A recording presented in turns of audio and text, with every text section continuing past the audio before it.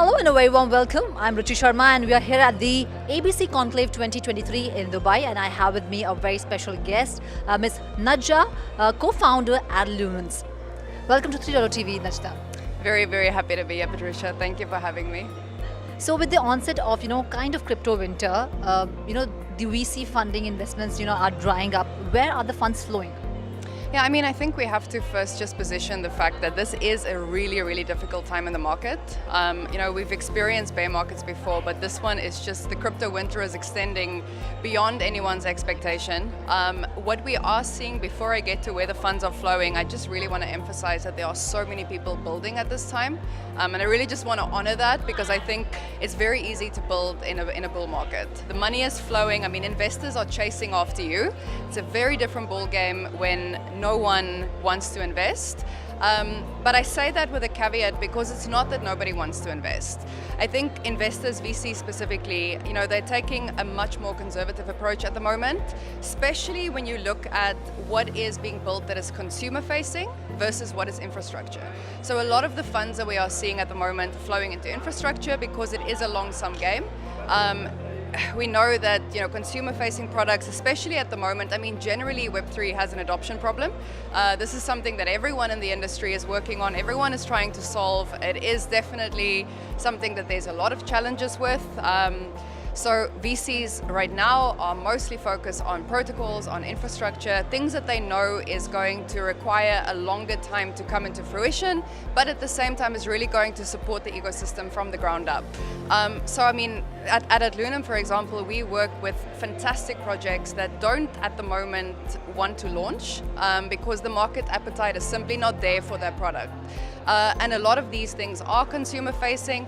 If you think about how much money people have lost, how much trust people have lost in the retail investment space.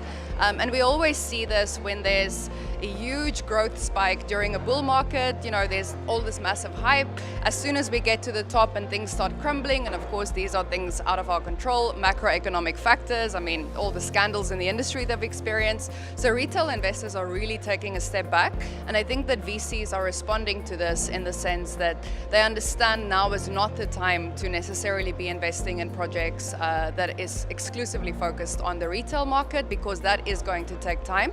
However, infrastructure, protocol, those really are things that the retail investment audience don't necessarily find sexy, but VCs understand that in order to get to that adoption level of the retail market, these kind of things need to be in place.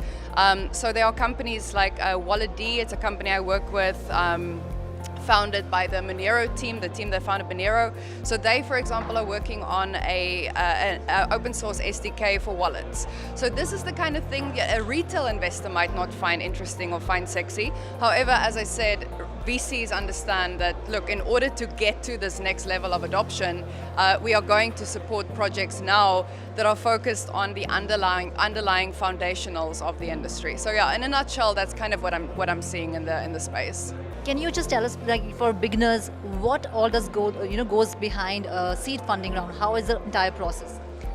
So I think, again, we have to differentiate, how does it work in a bull market versus how does it work in a bear market? Because in a bull market, so I can tell you about our own experience at AdLunam. We raised our first million in 24 hours. We raised our entire private round in 5 days. This was in the bull market.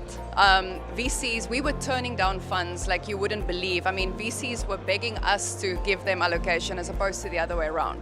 Now, in a bear market, it's completely reversed.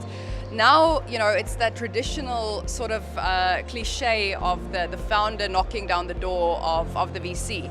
So a lot of VCs, especially in this market at the time, at this time, they want to see a lead investor. They don't want to be the lead investor. Now, this is an approach that VCs, or many VCs, generally take. However, the problem is that lead investors at the moment are much more difficult to come by than they were in the bull market. So what I'm really seeing in terms of especially the early stage funding is personal relationships. It's really now a slow burn. You build what you build, you start making connections, you get the word out there, but it's not the same as it was previously, where you have a deck, you get a few phone calls, and off you go, off you are to the races. So what we've been advising projects, because we work in an advisory capacity with projects, and what we've been advising over, it feels like this winter has been going on forever. I want to say over the last few months, but then I remember it's actually a few years already. So what we've been advising projects is really just to build the relationships. We, for example, make warm relationships, but then it's more about showcasing to the VCs that you continue to build whether or not there is funds. And it's a very, very difficult sort of slot to be in. You need runway, you need to be able to fund the things that you are building, but at the same time, VCs now, they want to see an MVP, they want to see that other money has already been put in. So it's a very precocious situation that founders find themselves in, but I can just reiterate, if you build during this time, it's being noticed. You might not get the results that you want, but VCs are out there and they are checking who is building and who is waiting until the conditions are perfect, and that's a differentiating factor that is very, very important. Sadly, we have seen a lot of NFT marketplaces shutting down, starting from WizirX to Form Function. There are a lot of names. Do you think startups are losing faith or are maybe demotivated right now? Yeah, look, it's a very difficult time to be a startup. It's never easy to be a founder, but it's incredibly difficult when you are a visionary, when you're a pioneer, when you are looking towards the future and you go, you know what, I can do this, and you can. But then the market doesn't support you. So that is a very disheartening thing. I think especially because of the negative publicity that this industry as a whole gets in the mainstream media. I did a talk earlier on Keep Crypto Clean, and really the premise of my talk was, we have a massive PR problem in this industry. We know what we're doing, we know what we're building. However, this doesn't translate out there. If you speak to the average person, if they hear the word crypto, if they hear the word Web3, the first thing that comes to mind is, oh, this is a scam. And so the problem is that we as an industry, we are the guardians of what it means to be in this space. So if founders are losing hope because marketplaces are going down and the investment is not flowing in, we also, all of us, have to understand that it's a collective responsibility to make sure that when people think about the industry, when they think about the technology, that the first thing that comes to mind is not scam, but the future.